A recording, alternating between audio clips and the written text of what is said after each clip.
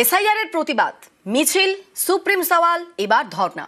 SIR প্রতিবাদে ফের পথে তৃণমূল নেত্রী, ধর্মতলায় ধর্ণা, মেট্রো চ্যানেলে ধর্ণায় মমতা বন্দ্যোপাধ্যায়। প্রথম ভোটার তালিকায় বৈধ ভোটারদের নাম বাদের অভিযোগ, এসআইআর এর নামে হয়রানি এবং মৃত্যুর অভিযোগ।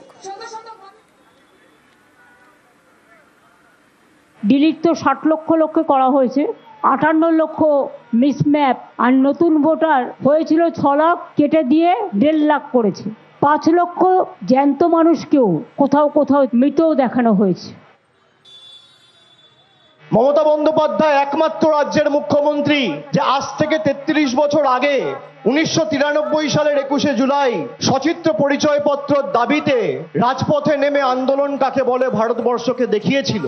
ঠিক তেমনই 33 বছর পর আজকে মার্চের 6 তারিখ 2026-এ তিনি নির্বাচন কমিশনকে, বিজেপিকে, বিচার ব্যবস্থার একাংশ, এজেন্সি সবার উপর আমাদের চ্যালেঞ্জ থাকলো যে আগামী দিন মানুষ ভোট দেবে। 60 লক্ষ মানুষের নাম যদি আন্ডার অ্যাডজুডিকেশন থাকে, তাহলে নরেন্দ্র মোদীর চেয়ারটাও আন্ডার অ্যাডজুডিকেশন থাকবে।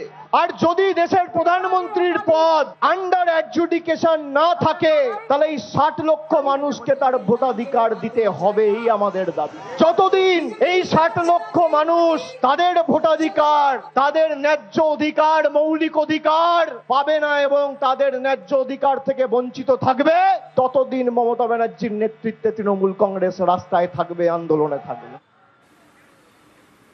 কমিশনের উপর চাপ বাড়াচ্ছে তৃণমূল। 8ই মার্চ রাজ্যে নির্বাচন কমিশনের ফুল বেঞ্চ। গতকাল থেকে এসআইআর প্রতিবাদে ধর্নায় মমতা বন্দ্যোপাধ্যায়। রাজ্যে ভোটার তালিকায় বিচারাধীন 60 লক্ষ, প্রথম লিস্টে বৈধ ভোটার বাদের অভিযোগ। শুরু থেকেই কমিশনের বিরুদ্ধে সরব মমতা বন্দ্যোপাধ্যায়। জয়দা এখনো কিন্তু কাজের মধ্যেই আছেন, তার কর্ম তার সবচেয়ে বড় ধর্ম।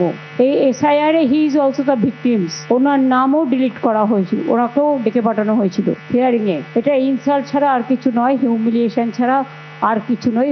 We condemn that.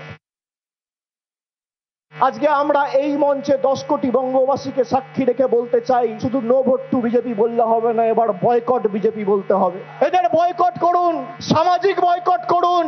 প্রধানমন্ত্রী নরেন্দ্র মোদী আত্মনির্ভর ভারতের কথা বলেছিল, আর হাই ভারতবাসীর পোড়া কপাল, আজকে দেশ কার থেকে পেট্রোল কিনবে ঠিক করে দিচ্ছেন ডোনাল্ড ট্রাম্প।